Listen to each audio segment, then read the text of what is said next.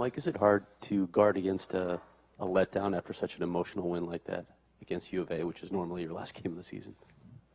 I mean, obviously, it was an incredible win and just an incredible feeling, especially Coach Graham talks about, one of the best memories about senior night, or senior days that you won the game, and we accomplished that. And it's just something that's going to hold with us forever, especially this senior class. But, it is a new week, and there's a lot riding on this game this week, so we're just going to rally up. It's time to move on. But we definitely we enjoyed the win, but it's time to focus, and the focus is Cal. You guys have had a lot of success. Last game you had a lot of success stretching the ball vertically, especially Devin Lucien twice, and then Jalen Harvey. What has changed, or what did you see out of in last game that really made that possible? A lot of it boils down to preparation. We had a great week of preparation. Practiced extremely hard. I think we're one of the only teams in the country that are still in pads at this point in the season and going full speed, 100%. I mean, we're ready to. We know how practicing at a very high level helps us perform at a high level on game day. So credit to those guys. Getting open, making plays. Offensive line played one of their best games all year, but moving on to this week, we're gonna have to do a lot of the same things and just stick to our fundamentals. A lot was said about the last home game for the seniors. Now, for the seniors, it's the last Pac-12 game that you guys will ever play. Has there been a talk among the seniors about that, and how much would it mean to finish conference play that very last time of the win? Yeah, actually, Coach Norvell, that was the last thing he said to me in our meetings today. He said, you do realize this is your last conference game you'll ever play, and it kind of hit me. I mean, just because this is such an incredible conference. We've been a lot of us guys have been able to be a part of it for 5 years, and just knowing that we're going to be able to be on the road, just have another opportunity to just play our hearts out just like we did last week, and just have fun. I think that's been the message these last couple of weeks, is just have fun, playing hard, and just playing for the person to the left and right of you. Mike, you're obviously known as a quarterback that does a good job of spreading the ball, but then again, you have to get what the defense, take what the defense gives you. Was it harder, maybe concentrating a little more on Devin Lucien, last week, as maybe not spreading the ball as much as you did in previous weeks? Devin's he's been an incredible asset to this football team, just with what he brings as far as speed and physicality and having great hands. And obviously, you never want to operate outside the system. That's something that I've continued to learn every single week, and just being able to see, playing with your eyes, hands, and feet. Coach talks about that all the time, and it boils down to preparation. I mean, if Devin keeps getting open, he's gonna get the ball. I mean, that's just how it works. And wide receiver position is obviously a unique position because everybody wants the ball, but there's only one. But our offense is at our best when we're doing what we're coached to do. And as long as the quarterback unit can keep doing that, we'll keep moving forward in the right direction. Mike, Todd said that an injury that may have gone unnoticed was Jalen Harvey's, and now that having him back, he's making plays. What does he add when he's out there? When I think about Jalen Harvey, I just think about physicality, just the fact that when the ball's in the air, Jalen's going to come down with it, or nobody is. And I've got a special relationship with him because he's one of the funniest kids that I've been around. He's very comfortable for being such a young kid around here. He's got his hands, with a lot of different people. He's got a lot of different relationships on this football team. I mean, he's the kind of guy, sometimes he just shows up on our doorstep to watch the Pittsburgh Steelers game the other day with us. And he's just such a comfortable kid, just for being a redshirt freshman. When I, as a quarterback, if I see him out there, I got all the trust in the world in him because I know how he prepares, and I know the type of tenacity that he plays with. So he's going to be a special player for this football team for the years to come. Mike, how do you think the career of Jordan Simone should be remembered by Sun Devil fans? Wow.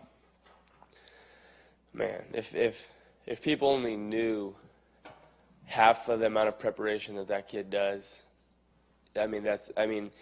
here's your Jordan Simone speech. I mean, I've lived with him for quite a while now.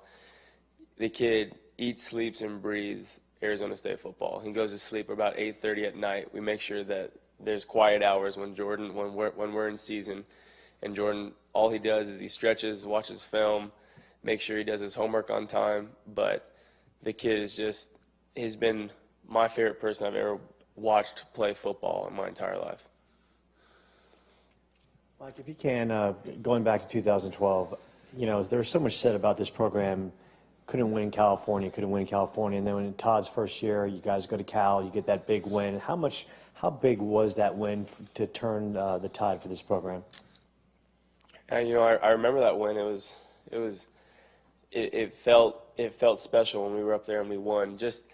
I think one of my biggest memories is just kind of celebrating with Sun Devil Nation in the corner whenever you're out of visiting a away site. And I think that's just kind of the spark that when we do go on the road, just because of the values that this program is about, if we stick to our character, stick to our identity, it doesn't matter where we are, we can go get a win. And it's not about talent, it's not about the rankings, this is the 5 stars, high school recruits or whatever. It boils down to the leadership that you have on the football team and what's in the hearts and minds of the players.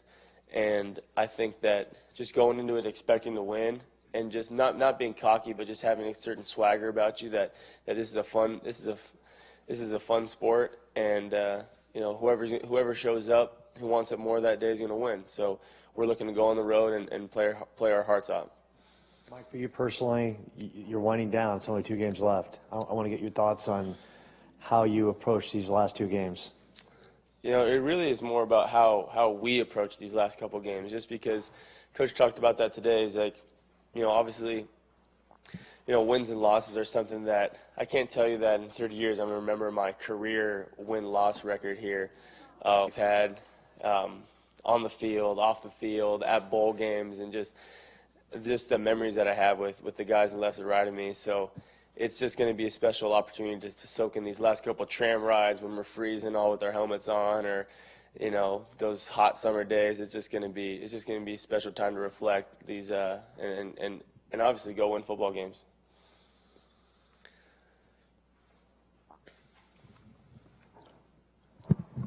Can you just talk about the scout team this year and what you've seen in them and what kind of look they've been giving you to get ready for these games? That's a great question. It's something that I've been talking about all year.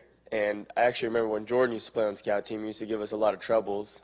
And you'd be like, Jordan, they don't do that. But he's just being a reactive football player. And we do have some of those guys on our scout team right now that are making athletic plays that you can just see in the years to come. These are going to be freak talents out there on the football field. A couple of guys that come to mind is Jalen Bates. He gives us problems on that defensive line. Bo Wallace has been incredible, and a lot of the guys on that scout defense they work their tails off, and it's going to be pretty special to see them suit up and make plays in Sun Devil Stadium. Mike, just want to get your thoughts on Thanksgiving.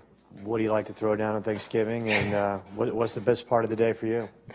Thanksgiving. Well, unfortunately, my mom, I haven't had my mom's Thanksgiving in quite some time, but I'm definitely a stuffing guy. I'm a white meat turkey guy, but I will be heading to the Simone household this year, so we'll see what that Italian family has going on.